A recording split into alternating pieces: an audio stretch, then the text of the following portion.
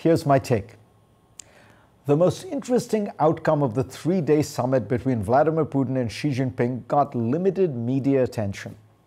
Describing their talks, Putin said, "We are in favor of using the Chinese yuan for settlements between Russia and the countries of Asia, Africa, and Latin America." So, the world's second largest economy and its largest energy exporter are together actively trying to dent the dollar's dominance as the anchor of the international financial system. Will they succeed?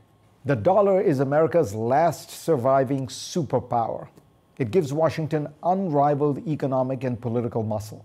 It can slap sanctions on countries unilaterally, which frees that country out of large parts of the world economy. And Washington can spend freely, certain that its debt will be bought up by the rest of the world. The war against Ukraine, combined with Washington's increasingly confrontational approach to China, have created a perfect storm in which both Russia and China are accelerating efforts to diversify away from the dollar. Their central banks are keeping less of their reserves in dollars, and most trade between them is being settled in the yuan. They are also making efforts to get other countries to follow suit. The Biden administration has handled the economic war against Russia extremely effectively by building a coalition of almost all the world's advanced economies. That makes it hard to escape from the dollar into other highly valued stable currencies like the euro or the pound or the Canadian dollar, because those countries are also warring with Russia. What might have been a sharper turning point for the dollar's role was Donald Trump's decision in May 2018 to pull out of the Iran nuclear deal. The European Union was strenuously opposed to this move, but it watched as the dollar's dominance meant that Iran was immediately excluded from the world economy. Jean-Claude Juncker, then president of the European Commission, proposed enhancing the euro's role internationally to shield the continent from what he called selfish unilateralism. The Commission outlined a path to achieve this. It hasn't happened. There remain too many fundamental doubts about the future of the euro itself. Dollar dominance is firmly entrenched for many good reasons. A globalized economy needs a single currency for ease and efficiency. The dollar is stable. You can buy and sell it anytime, and it's governed largely by the market and not the whims of a government. That's why China's efforts to expand the yuan's role internationally have not worked.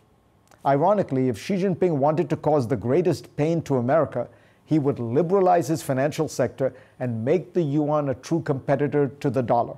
But that would take him in the direction of markets and openness that is the opposite of his current domestic goals. All that said, Washington's weaponizing of the dollar over the last decade has led many important countries to search for ways to make sure that they do not become the next Russia. The numbers are revealing.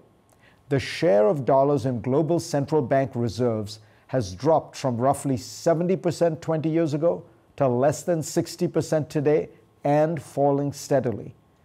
The Europeans and the Chinese are trying to build international payment systems outside the dollar-dominated SWIFT.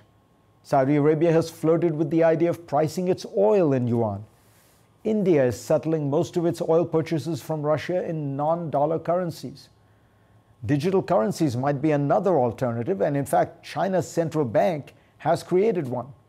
All of these alternatives add costs. But the last few years should have taught us that increasingly nations are willing to pay a price when they want political goals to trump economic ones. We keep searching for the single replacement for the dollar, and there will not be one.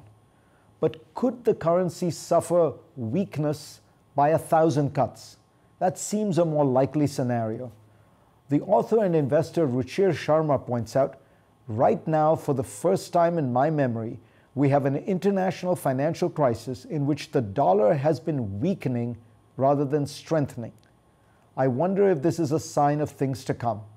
If it is, Americans should worry.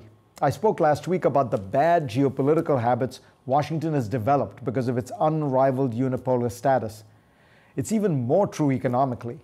America's politicians have gotten very used to spending seemingly without any concern about deficits. public debt in America has risen almost five-fold, from roughly $6.5 trillion 20 years ago to $31.5 trillion today.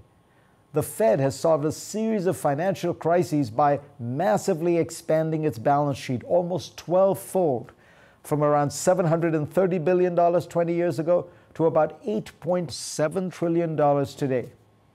All of this only works because of the dollar's unique status. If that were to wane, America will face a reckoning like none before.